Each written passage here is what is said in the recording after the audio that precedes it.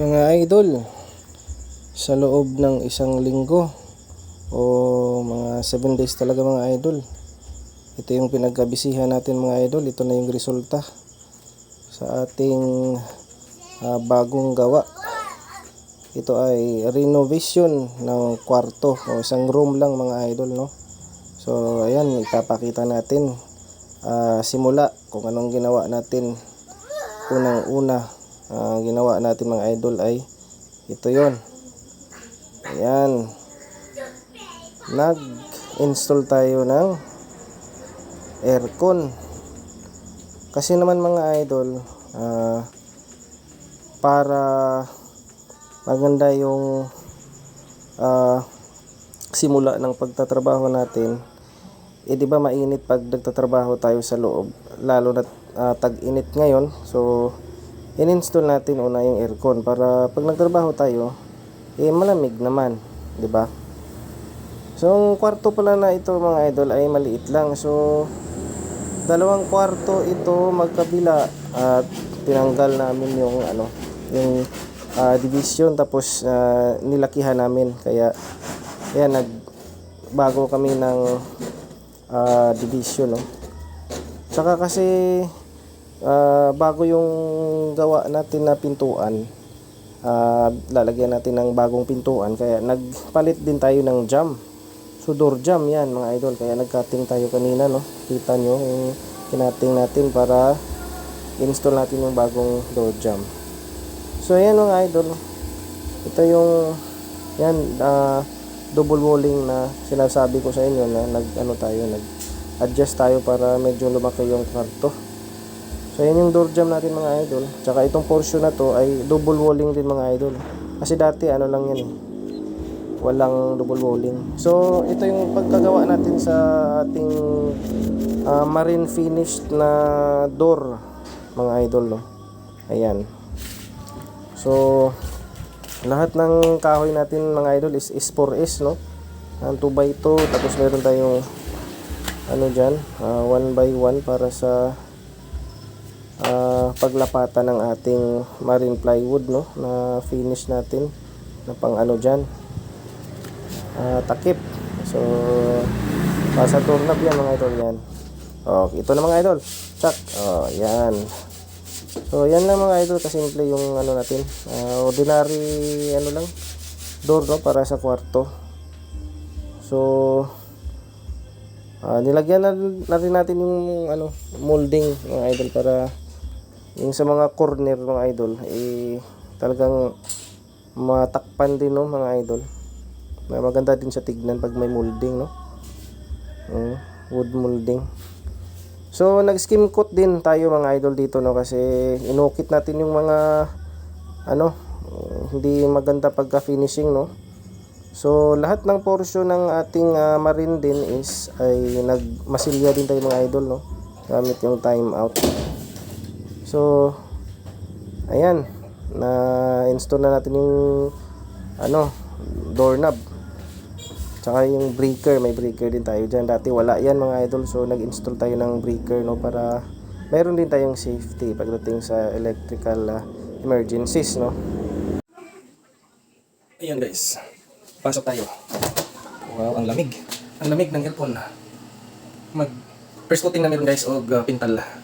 Bago na tayo guys. Mag-repaint guys. Repaint na tarong. Tinatag. Ano itong hanging cabinet. Diba? Ayan. Sky blue man tawag na guys. Wala itong white color tanan. White. Itong isang white. Pati molding. White. Itong pultakan guys. Itaga pang tira na guys. Wapo kayo. Vacuum kami guys, kasi maraming pang mga box sa mga gilid-gilid. Ako naman ay mag-siya. Time out. Sugod na mga pinto, no? Yan. Sugod na ang mga pintor.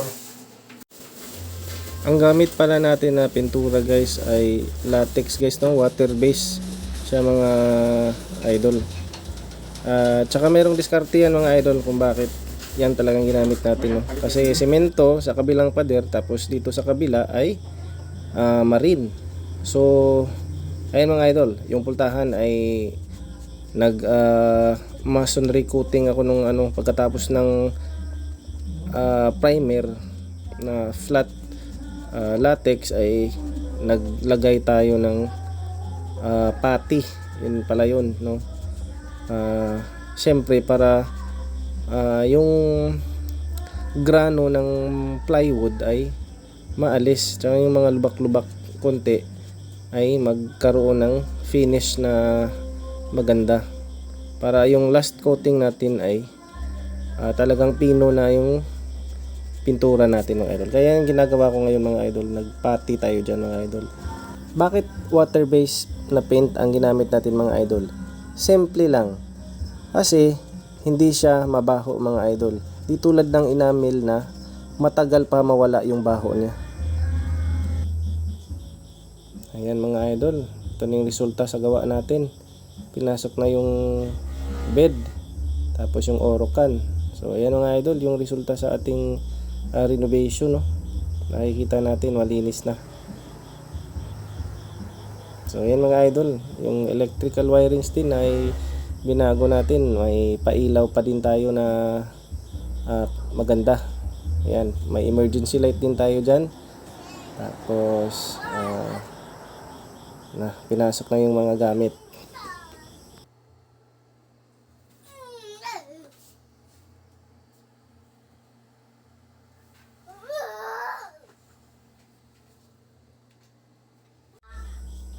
Mga idol, ayan natin nagawa lahat yan dahil sa ating mga laruan na to. Ito yung mga toys natin mga idol, yan. Portable drill, lahat ng yan. Electrical tools, yan.